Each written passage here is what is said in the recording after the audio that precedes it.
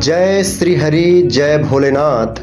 आज हम चर्चा करेंगे उस दिव्य तिथि की जब भगवान विष्णु और भगवान शिव दोनों की एक साथ ही पूजा होती है।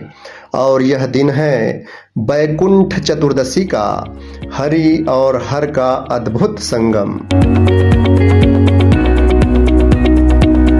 कार्तिक मास के शुक्ल पक्ष की चतुर्दशी तिथि, यह वही पावन दिन है जब भक्त मोक्ष के द्वार यानी वैकुंठ की ओर बढ़ने का संकल्प लेते हैं। कहते हैं इस दिन जो मनुष्य सच्चे भाव से भगवान विष्णु और भगवान शिव की पूजा करते हैं, उन्हें जन्म और मृत्यु के बंधन से मुक्ति मिल जाती है।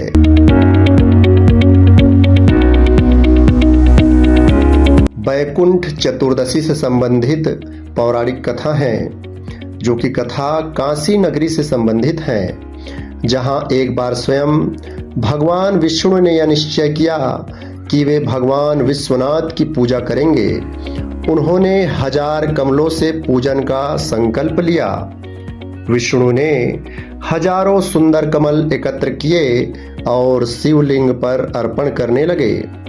पर जब उन्होंने गिनती की तो पाया एक कमल कम है।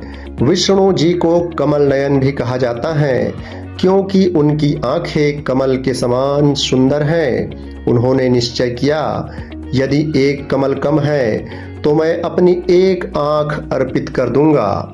वो अपने हाथ में बाण लेकर अपना आंख निकालने वाले ही थे, तभी शिव जी प्रकट हुए और मंद मुस्कान के साथ बोले, हे विष्णु, तुम्हारी भक्ति से मैं अत्यंत प्रसन्न हूँ।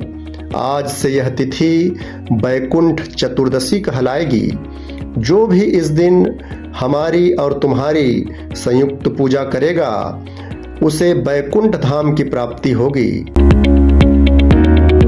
यह दिव्य क्षण था, हरि और हर का मिलन हुआ और तभी से यह दिन हरिहर एकादश या हरिहर मिलन दिवस कहा जाने लगा। जानते हैं पूजा विधि और व्रत नियम के बारे में।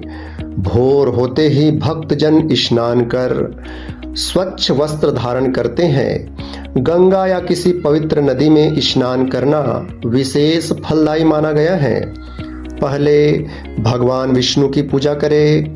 तुलसी पत्र, चंदन, धूप, दीप, नैवेद्य और पुष्प अर्पित करें। फिर भगवान शिव की पूजा करें।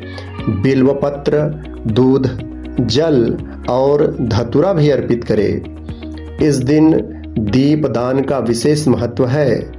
गंगा किनारे, मंदिरों में या घर के आंगन में दीप मालिका सजाई जाती हैं।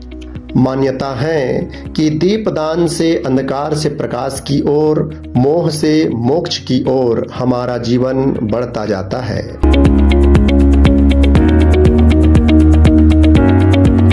दान और पुण्य कर्म। वैकुंठ चतुर्दशी के दिन दान का विशेष महत्व है।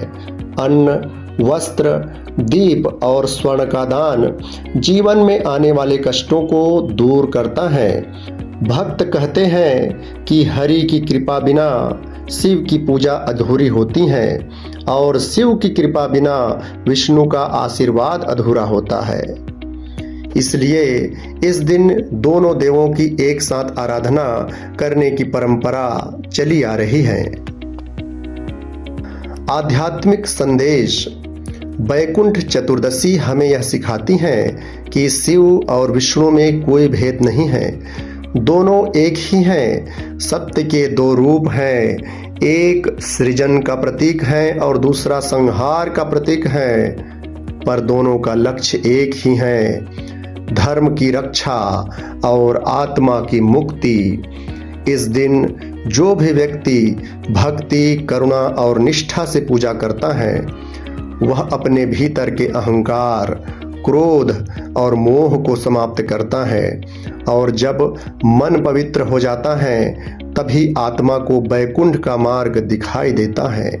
आइए हाथ जोड़कर प्रार्थना करते हैं, हे हरि, हे हर, आपकी कृपा से यह जीवन पवित्र बने, हमारे हृदय में भक्ति का दीप सदैव जलता रहे, हमारे कर्म शुभ हो, विचार शुद्ध हो और अंत समय में हमें भी आपके चरणों का वैकुंठ प्राप्त हो। जय हरिहर, जय वैकुंठेश्वर।